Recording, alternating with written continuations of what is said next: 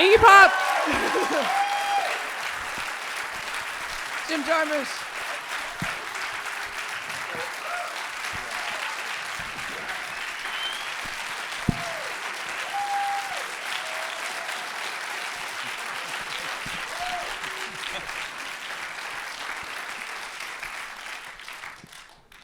All right.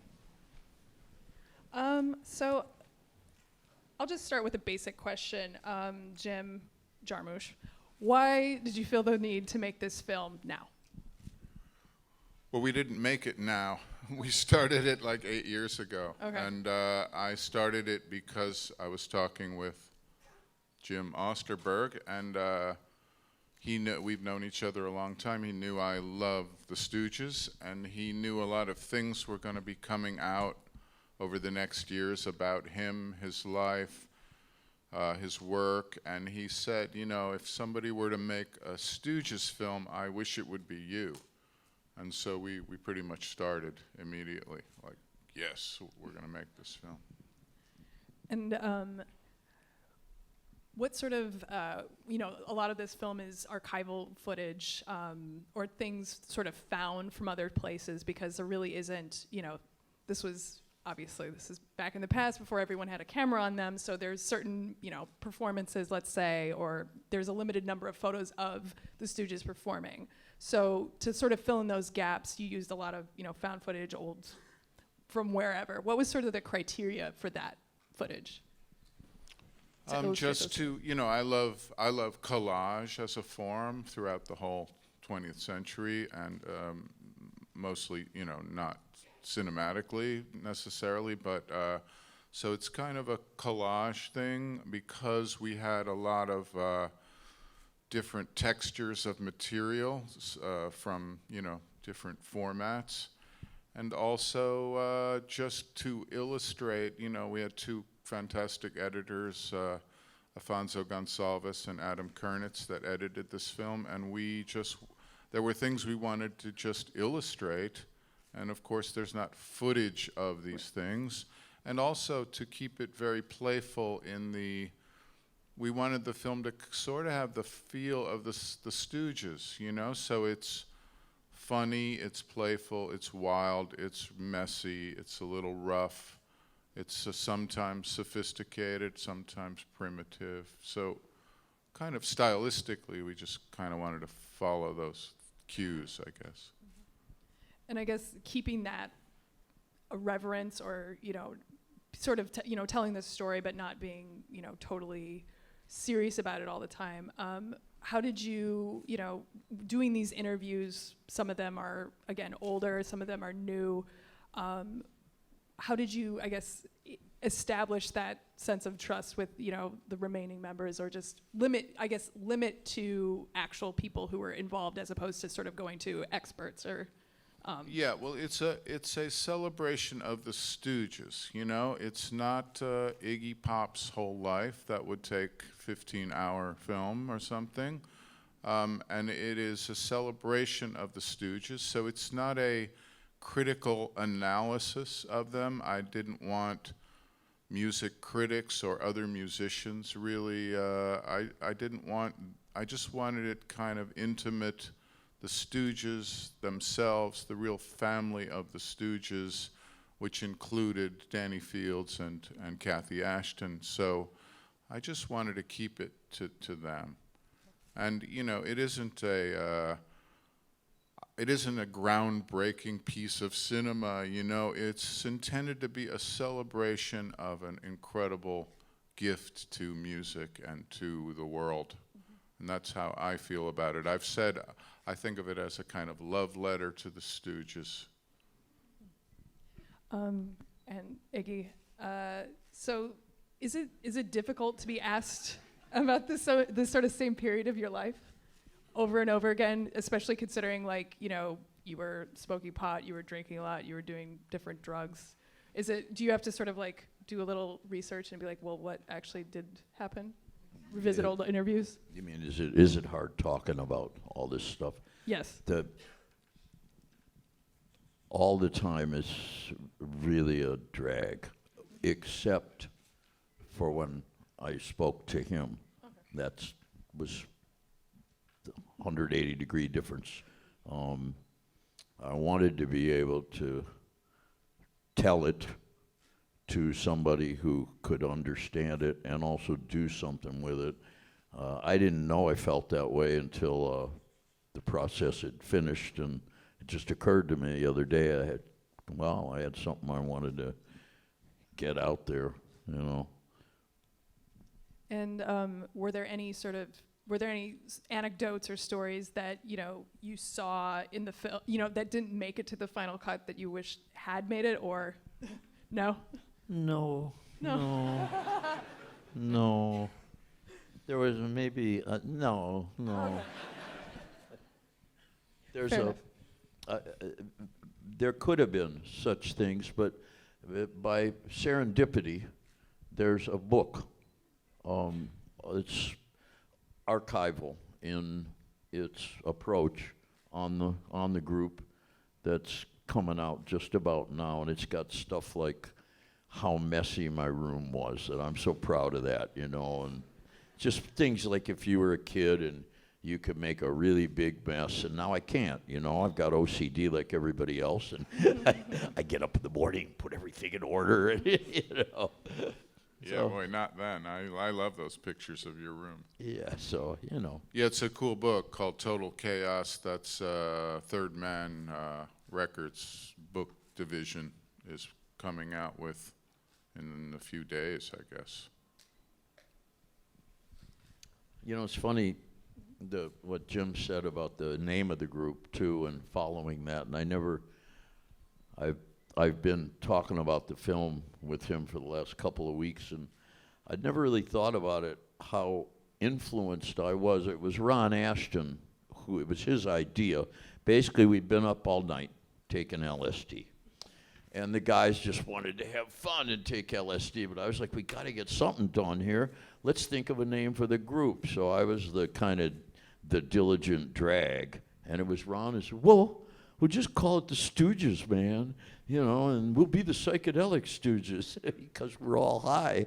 And by coming up with that name, he freed me later to do a whole lot of things. What if the group had been called like the Suave Dudes or something? You know, you can't go out and do that stuff if you're in the Suave Dudes, right?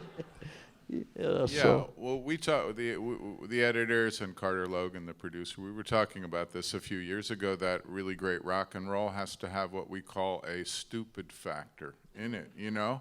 And that's not a negative thing. It needs that. When it doesn't, and I probably shouldn't say this again, but when it's too earnest, it becomes you too, you know? I was actually going to And say. then there's nothing stupid about them. But, you know, David Bowie knew this, the Ramones knew this. You know, all great rock and roll has to have, it has sometimes something stupid.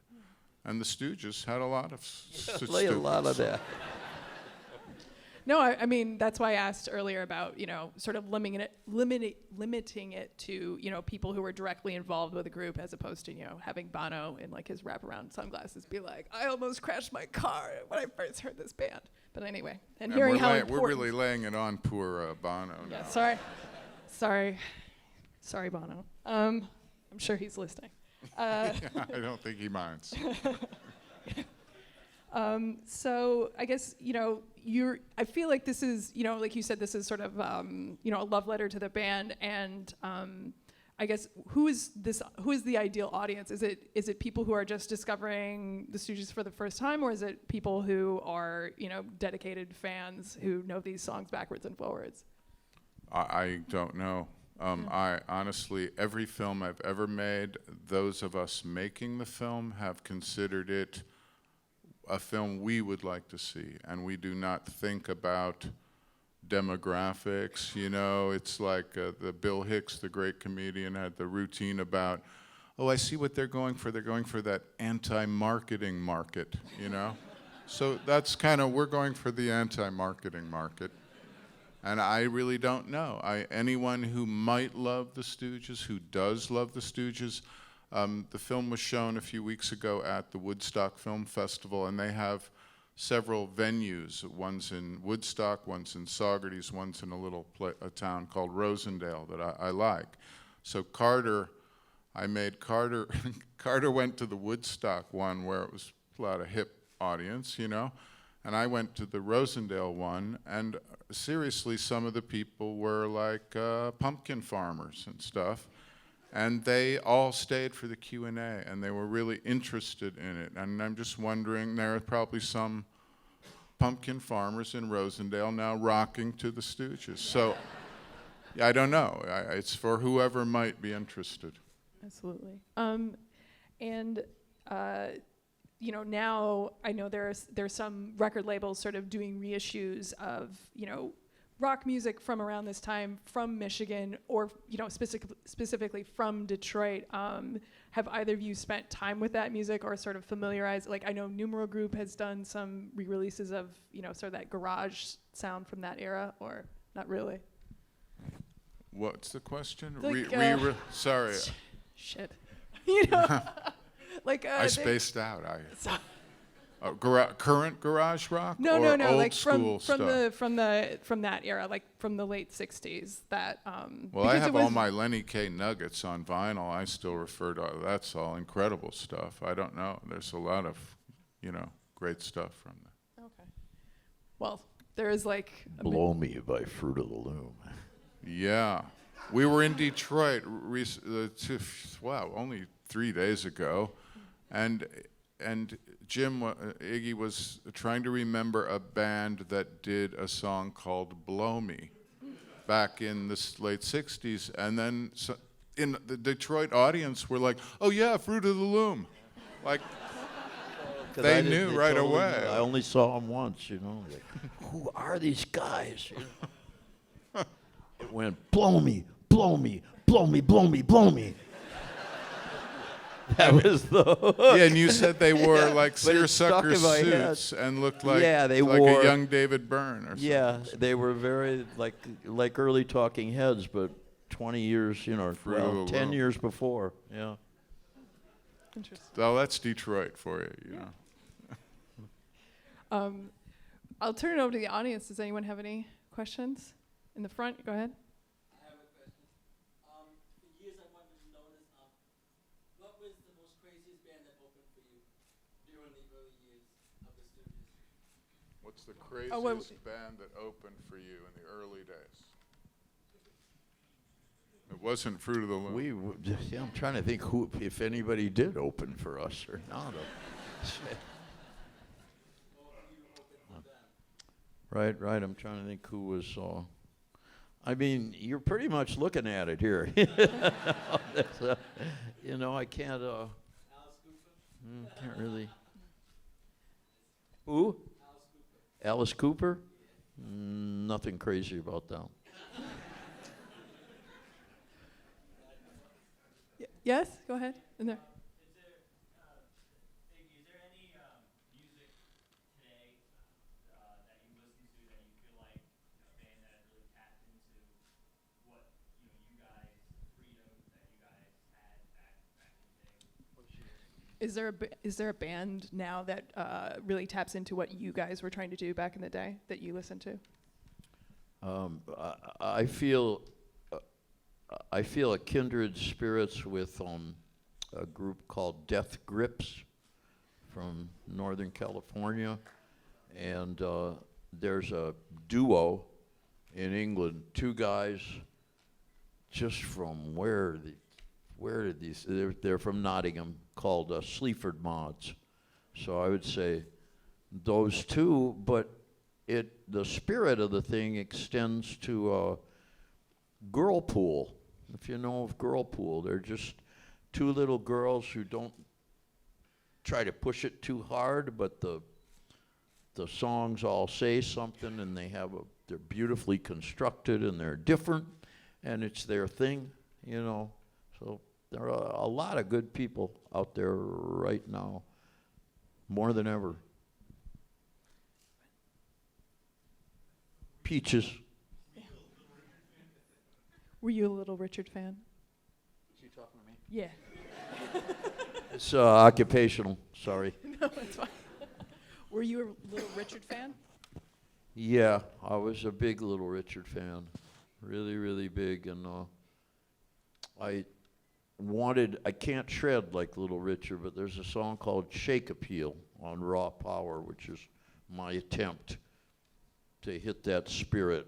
And I used to think a lot about, there's a street in the bad part of Ann Arbor that goes by the Greyhound bus station. You know, the Greyhound bus station's always, ooh, you know, and they used to have a horrible diner in there. And I would play Little Richard records and drive around there after, and I would think about him. Apparently he worked as a dishwasher for a while, and I thought, God, he could be right in that bus station, and I don't want to go there. You know, I don't want to be a dishwasher. But it was going to be sink or swim, you know, but there was something about all that, you know. But yes, he was huge for me. Bruce Lee was a dishwasher in Bruce Seattle Lee in was- like 1959. Did yeah. he wash He was a dishes too? dishwasher in Seattle, yeah. Sure, he would have, yeah. Is, Well, I mean, that's what you have to do sometimes. do you think that's where he got his philosophy about the water? Where he's like, you have to be like the water. The great Bruce Lee quote. Did you have to be Possibly, like yeah. water? Yeah, because water is, you Right. know, formless. No. Yeah, Yeah. powerful. Anyway. Cool. Maybe. Yeah. Iggy, this is for you. I was wondering what you studied in college for that semester, and also I have these letters for you. Is it okay if I So what did you study in college? And then can she give you some letters that she wrote you? When we went to college together? No. I'm sorry. What? Sorry. What did you study in college Ah. for that one semester? Okay. The best course was Social Anth 101. And I had a book about all these things that, you know, so the tribe in New Guinea gets together, and I thought, well, this is just like a gig, you know. I really did. I saw parallels. I liked that, but I also had something called Asian Studies, and that was beautiful. But it was one of those problems. The problem with that course, as it was taught in my curriculum, was there was a huge old wooden lecture hall.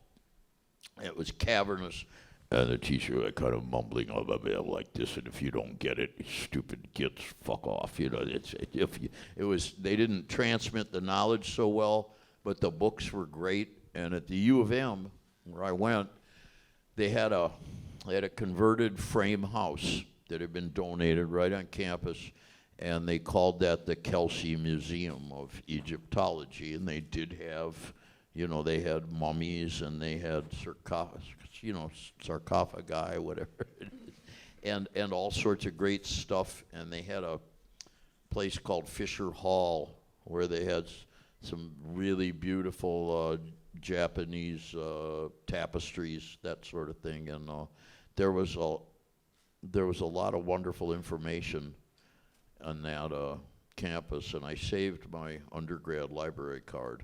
And after I dropped out, I still went to the library, and I would take a notepad, and that was where it really wasn't Yul Brynner. They gave me the idea to go. Jim took a little. Jim had. knew it was the Listen, that's a Pharaohs. very entertaining part of the film. But I was actually looking at, you know, books, and I was just struck. I never see the Pharaoh with a shirt on. It was amazing. So those were the two I enjoyed. I had Spanish, and that didn't ring a bell with me at that time in my life. And whatever else I had, I can't remember. Go ahead. Iggy, you've always had an amazing physique. What's your secret? Do you work out? Do you transfuse? So this is a diet question, exercise question. Yeah. How do you keep in shape? When I can, swim a little bit. In the ocean if I can. And I do something called Qigong. That's my main discipline. By the late 80s, I was shot. and I came home from a tour. I couldn't walk across the room. I had a lot of cartilage loss in key joints. And, you know, the doctors give you meds, but that doesn't really, that'll kind of help you out, but doesn't really cut it. I met a wonderful man in Soho named Don Ahn, A-H-N, and he ran something called Ahn Tai Chi. And he was one of these guys, he was a right little bastard, you know? He was like, people expect me to be a spiritual, I'm not a spiritual guy at all. I like Led Zeppelin, you know? I date my students, you know? He was a tough little bastard. I love him. He's upstate now, I believe. But I learned the Qigong from him. I learned it's a basic set of exercises. Jim does it too. We don't do it together. It happens.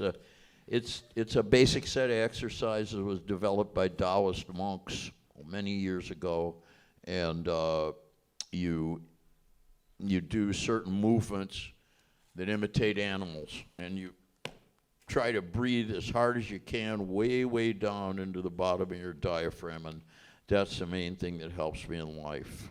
And if I'm fortunate enough to not work and tour and all that sort of thing, then I'm in Miami, cooling it, and just doing things like, I like to go to bed when it gets dark, and I like to get up when it's light, you know, like I'm a real square, and that helps. And then I go out and rock and roll and stuff, and you kind of get shot. So that's it. Low carb. What? Do you do low carb? Not as, I don't go like, you know. Okay. Tonight I'm gonna have a filet steak, lobster thermidor, and I'm planning to have an entire bottle of Chateau Pichon Longueville, Nice, you deserve it. 2005, and I'm gonna have butter on my bread too.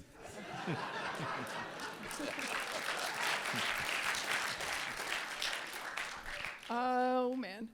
Go ahead. First of all, U of M should give you an honorary doctorate. You'd like to give me one, or? U of M should give you an honorary What? doctorate. The University of Michigan should give you an honorary. Would like to or should? They should. Well, I agree. They keep sort of offering me these chump invitations, and I'm holding out for the. The question is, how is South America? I know you just How was South America?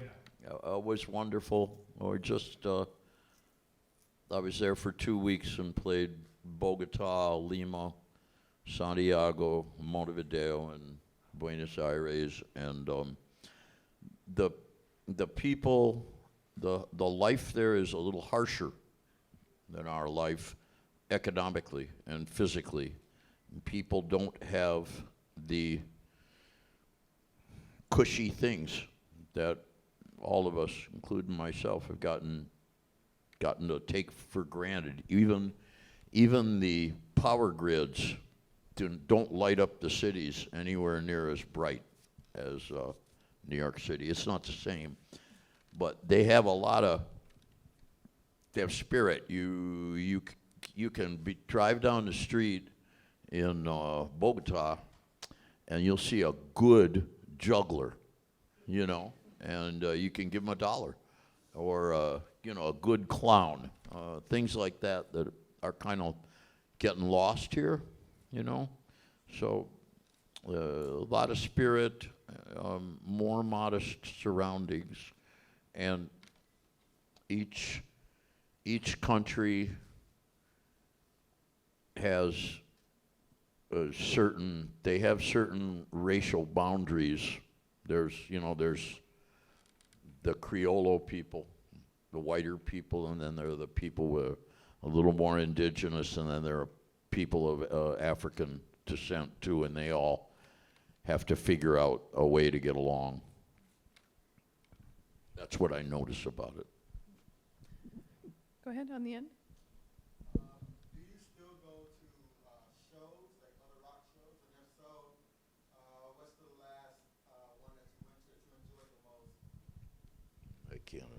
So, do you still go to rock shows? And what was the to rock shows? Oh. Like, yeah. And then, if so, what is the last one you went to that you enjoyed? Well, Sleaford Mods, yeah, Sleaford Mods, and who before them? Jacuzzi Boys. I like the Jacuzzi Boys very much from Miami. In the back, all the way in the back. Yeah, shout it. Whose idea was using Sleigh Bells and I Want to Be Your Dog? That one I heard.